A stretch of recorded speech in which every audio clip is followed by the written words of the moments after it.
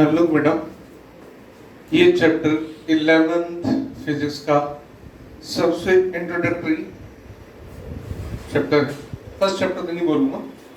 देखो, जो introductory chapter होता है जिसको फर्स्ट चैप्टर में लिखते हैं, वो उसका नाम एनसीईआरटी में होता है फिजिकल वर्ल्ड, और अदर बोर्ड्स में अलग अलग नाम होता है। ये चैप्टर एक्चुअली चैप्टर नहीं, जैसा मेरे को इसमें समझ में आता है। इस चैप्टर में क्या हुआ है कि इस चैप्टर को किसी से कहा गया कि भाई फिजिक्स पे ऐसे लिखो, तो उसने ऐसे इतना अच्छा लिख दिया होगा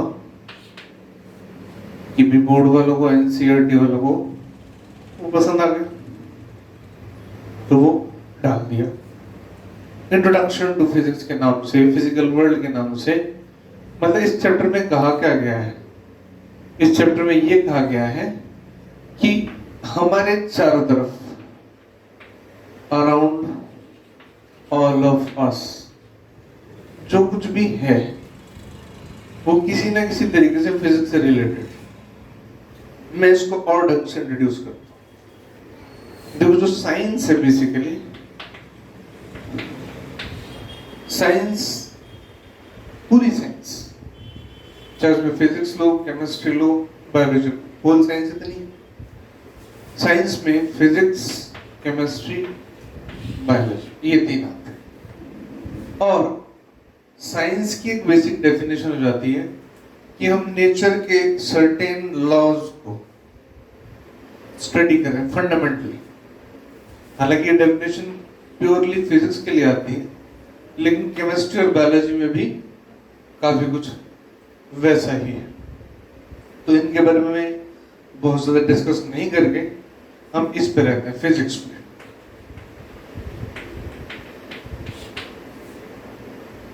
फिजिक्स कह सकते हो कि तुम फंडामेंटल साइंस, केमिस्ट्री और बायोलॉजी के भी डेवलपमेंट के लिए उसमें कई रिसर्चेस जो हुई, इंस्ट्रूमेंट जो यूज होते हैं, वो सब फिजिक्स के। फिर physics plus mathematics. Actually science बिना मैथ्स के अधूरी है। ये दोनों मिलके एक साइंटिफिक वर्ल्ड क्रिएट करते हैं। फिर थोड़ा सा मैथ्स के बारे में डिस्कस कर लेता हूं, जरा सा, ज्यादा नहीं, हाँ? ताकि हम ठीक से समझ सकें फिजिक्स क्या है, फिजिकल वर्ल्ड क्या है। ठीक है, तो पहली बात तो मैथमेटिक्स को मैं एक नाम देता हूं वर्चुअल साइंस। वर्चुअल और साइंस, साइंस तुम ऐसा कह सकते हो बिल्कुल प्लेन वर्ड्स में, कोई भी चीज जो लॉजिकल है वो साइंस, जिसमें लॉजिक्स काम करते हैं कि this will happen, then this certainly will happen. इस चौक को छोड़ूंगा नीचे आएगा, बटन दबाऊंगा लाइट जलेगी, लॉट्स ऑफ थिंग्स। बहुत प्रेशर है बलून में, फोड़ूंगा तो हवा बाहर निकलेगी। क्लियर लॉजिक है, सीधा सीधा। तो जहां जहां लॉजिक होता है वो साइंस, और डेफिनेटली मैथमेटिक्स तो पूरी की पूरी लॉजिकल है, 100% लॉजिक। अब वर्चुअल क्यों है? इसको एक्चुअली एग्जैक्ट साइंस में नहीं लेते, क्योंकि ये वर्चुअल साइंस है। वर्चुअल का मतलब क्या है? अगर मैं तुमसे कहूंगी हैव यू एवर सीन 1 2 3 4 10 11, ये नंबर तुमने कभी कहीं देखे चलते हुए? कहीं बाहर घूमते हुए, पेड़ पे उगे हुए, कहीं लटके हुए किसी जगह पे देखे कभी? या मैं तुमसे कहूं कोई साइन थीटा, कोई कॉस थीटा, कोई क्वाड्रेटिक इक्वेशन, कोई ऐसी चीज तुमने कहीं देखी है सच में कहीं? Of course not. ये सारा मैथ्स तो कहां चलता है? इधर दिमाग में चलता है। हम जैसे लिखते हैं 1, ओके, एक पिक्चर बन जाता है। 2 पढ़ते हैं, ओके, एक पिक्चर बनता है।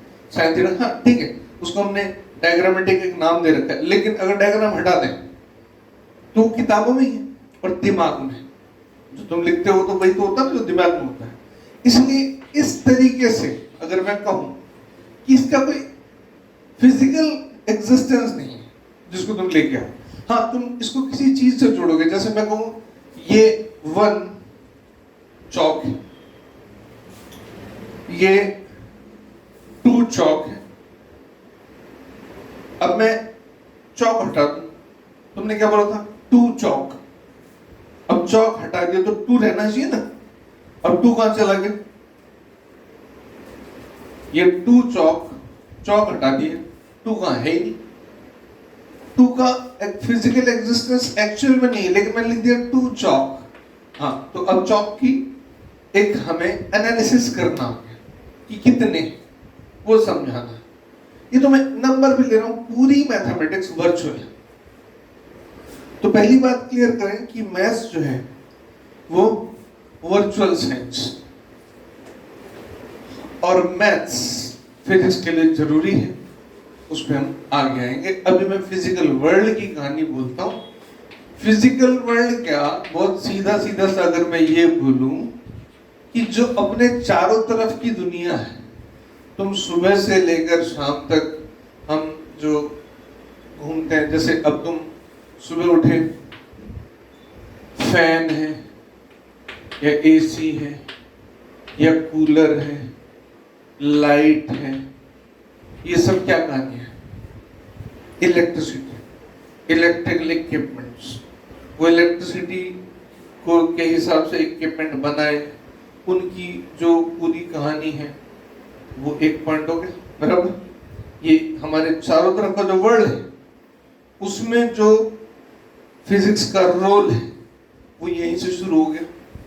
दूसरा, तुम टैप से वाटर लेते हो तो वाटर कहां से हायर प्रेशर से लोअर प्रेशर फ्लो होता है, ये दूसरी चीज आ गई।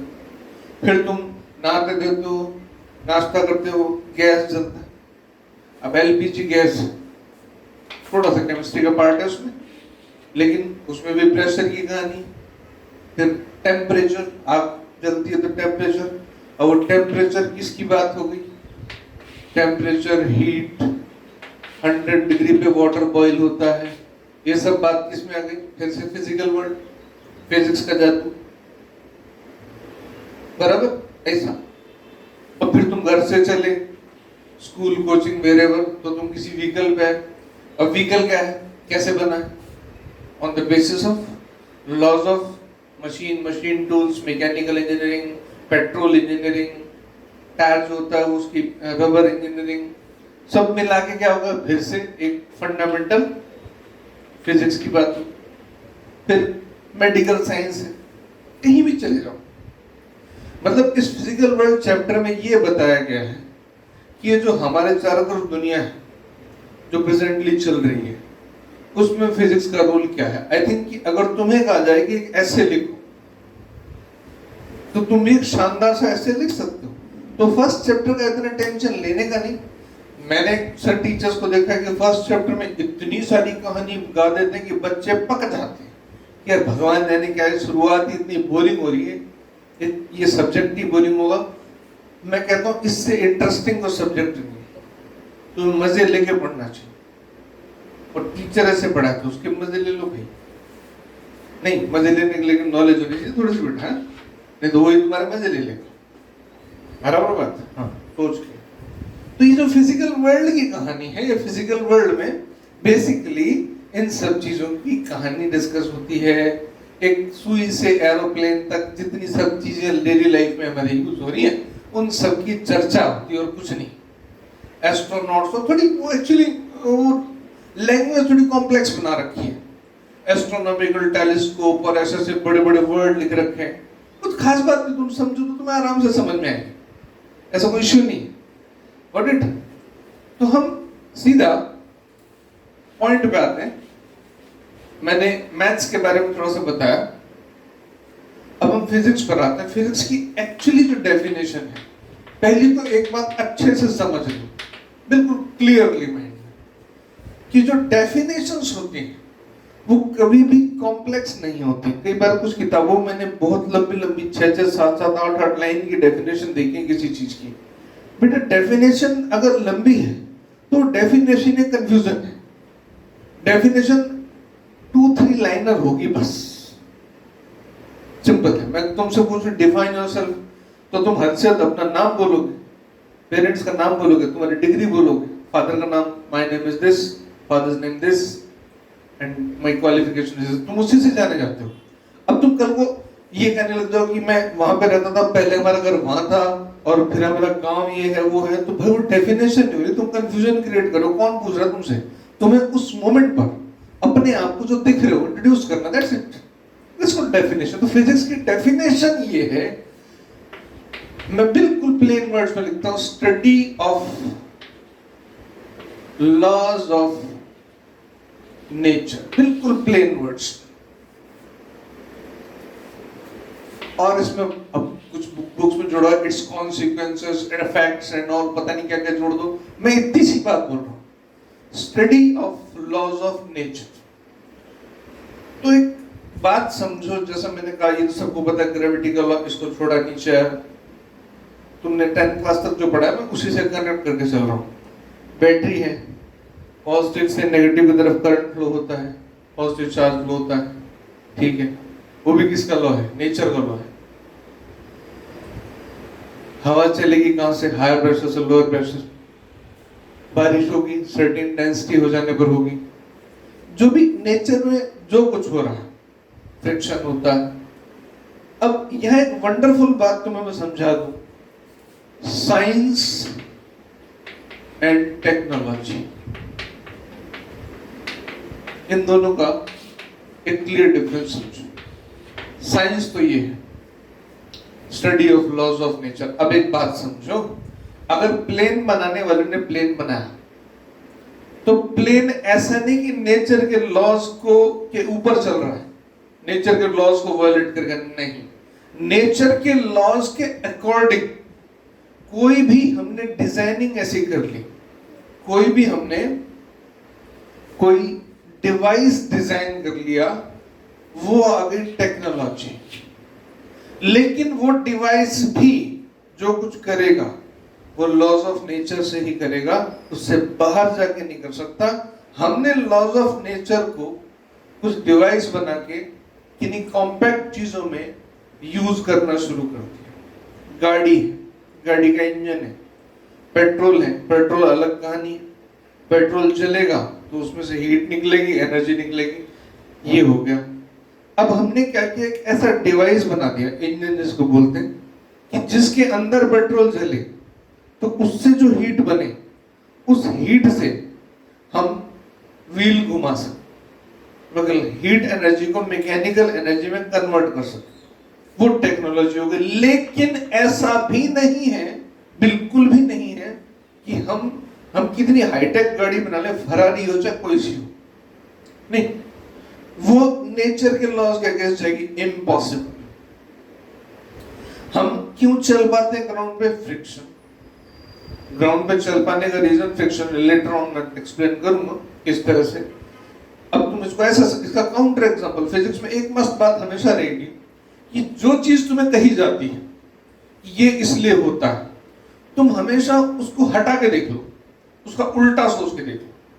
अब ऐसे समझो कि तुम एक ऐसे फ्लोर पे खड़े हो जहां पे बहुत सारा ऑयल बिखेर दिया, बहुत सारा ऑयल बिखेर दिया। अब तुम ये सोचो कि मैं इस पे चल के बताऊं, ऑफ कोर्स नहीं चल पाओगे, फिसल जाओगे, गिर जाओगे।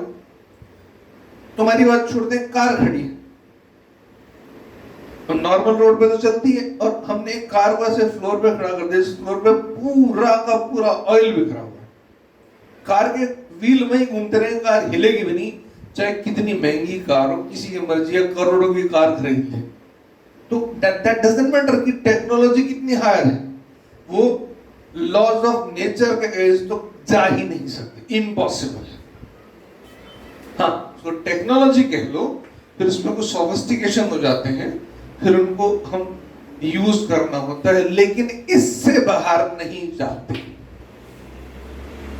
तो basically physics is the study of laws of nature. ये फिजिक्स के अंदर कहानी आएगी।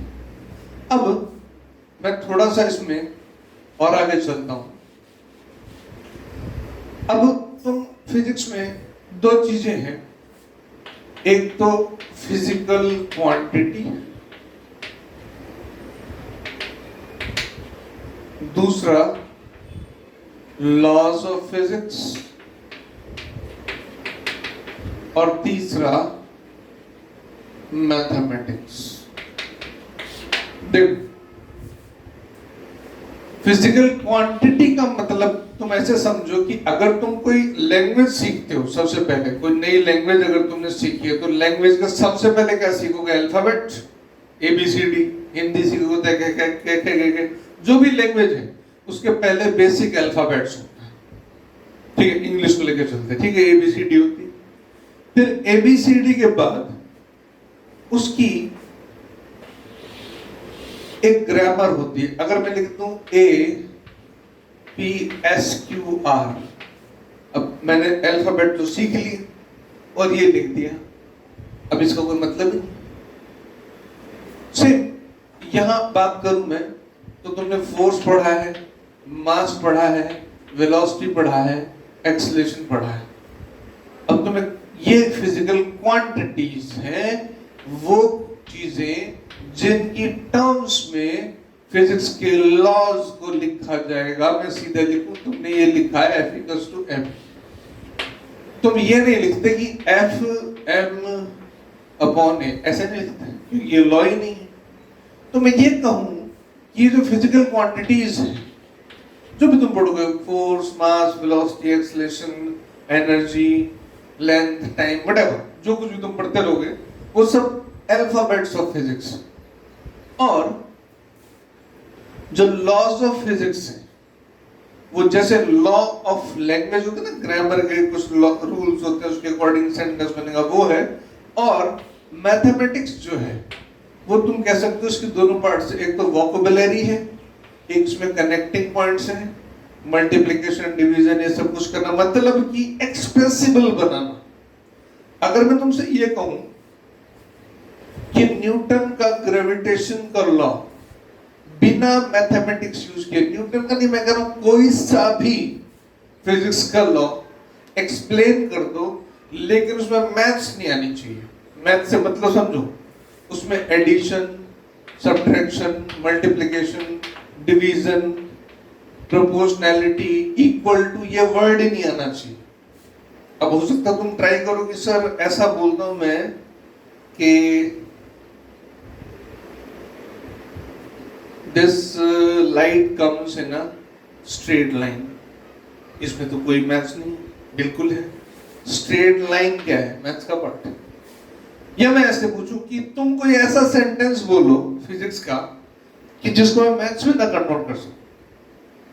अब तुम कहोगे नहीं सर सारे कन्वर्ट कर दोगे आप? नहीं। अब मैं एक सेंटेंस बोलता हूं जिसका साइंस से कोई लेना देना नहीं। ऑलवेज स्पीक ट्रूथ, ये साइंस का हिस्सा नहीं है। अब इसको मैथ्स में कन्वर्ट करो, नहीं होगा। मतलब बोलो क्या पता चलता है किसी को? नहीं बोलते, लेकिन मैथ में नहीं कन्वर्ट कर सकते। अब मैं तुमसे कहूं leave this chalk, it should move up, तो तुम वो मूर्ख है। इसको लिखने वाले को मूर्ख कह सकते हो क्योंकि लॉजिक नहीं है, वो अलग बात है, एथिकल चीज है, मैं उसके अगेंस्ट नहीं जा रहा, सच तो बोलना चाहिए, वो अलग बात है। लेकिन मेरा मतलब ये है कि इसको तो मैथ्स में कन्वर्ट नहीं कर सकते, मैथमेटिकल लैंग्वेज में कन्वर्ट नहीं कर सकते। सेम विद कोई भी फिजिक्स का लॉ तुम मैथमेटिक्स में कन्वर्ट कर सकते हो। तुम कह सकते हो कि ये एक टूल है, एक शब्द एक लाइन में बोलूं तो मैथ्स एक टूल है जो फिजिक्स नाम के मशीन को ऑपरेट करने, ठीक करने, उसको समझने के लिए काम में आता है। और इसीलिए एक चैप्टर अलग से आता है मैथमेटिकल टूल्स। जो हमारा पहला चैप्टर रहता है वो इंट्रोडक्शन हो गया, उसके बाद यूजुअली होना ही चाहिए कि मैं तुम्हें डायमेंशनल एनालिसिस और यूनिट्स इनके बारे में बताऊं, और नेक्स्ट सेक्शन आएगा मैथमेटिकल टूल्स, यानी कि जो एलिमेंट्री मैथमेटिक्स हमारे को फिजिक्स में काम आती है उसकी चर्चा। This is the beginning of the class 11th। यहां से तुम एक एंटर करते हो सब्जेक्ट में बेटा, कि एक एंट्रेंस भी शानदार होनी चाहिए ना, मजा आएगी, कुछ फील हो रहा है। मैं चालू कर दूं हाइपर मेटास्कोप या कुछ भी लिख दूं, मेरी मर्जी है ना, तुम्हें क्या, तुम 11th मैथ नए नए हो, तुम्हें क्या पता, तो कोई भी कुछ भी टीचर के जाने क्या वर्ड लिखते हैं, एस्ट्रोनॉमिकल हाइपोट्रॉफी टेलीस्कोप, कुछ भी ऐसे लिख, फिर बच्चे परेशान हो जाते हैं, भगवान जाने कुछ होगा, चल ठीक है, तो I am not talking about that, किताबें भरी पड़ी है, पढ़ लेना। जब तुम्हें ये समझ में आ गया, मैं सीधा वर्ड बोलता हूँ, नॉट जोकिंग, एस्ट्रोनॉमिकल टेलीस्कोप, ठीक है, पता है कि जो स्पेस में ये बहुत सारे प्लैनेट्स है जो भी देखने होते हैं, उसके काम आता है, ठीक है, इंस्ट्रूमेंट है, नाम कॉम्प्लेक्स हो जाता है। हम भी डेली लाइफ में कितने सारे इंस्ट्रूमेंट देखते हैं, कोई कॉम्प्लेक्स नाम है। सपोज एक तो फ्रिज बोल दो, एक रेफ्रिजरेटर बोल दो, एक super cooling system, condensing system, कुछ बोल दो। तो बेसिक बात जो है वो समझ में आनी चाहिए कि हम एक्चुअली स्टडी क्या करना चाहते हैं। तो this is I think my first lecture, जिसको मैं एक तरह से कहता हूँ इंट्रोडक्शन दे रहा हूँ। मैं तो खाली फिजिक्स की है क्या था, मैं तो कोई डेफिनेशन नहीं लिखने को बोल रहा, मैं तो समझ लो पहले आराम से, ये कहानी है, इतनी सीधी सी है, कोई झंझट नहीं, मस्त रहो, खाओ पियो, ऐश करो और आराम से लेक्चर देखो, कूल रिलैक्स, मजेदार सब्जेक्ट है, मजा आएगा पूरी। डेफिनेटली विल, ऐसा नहीं कि मैं फिजिक्स पढ़ाता हूँ इसलिए मैं फील करता हूँ, तुम्हें भी अगर फील करा सकूं तो तुम्हें टीचर, मैंने फील किया तो मैं करा सकूं, बशर्ते तुम ध्यान दो। Thank you.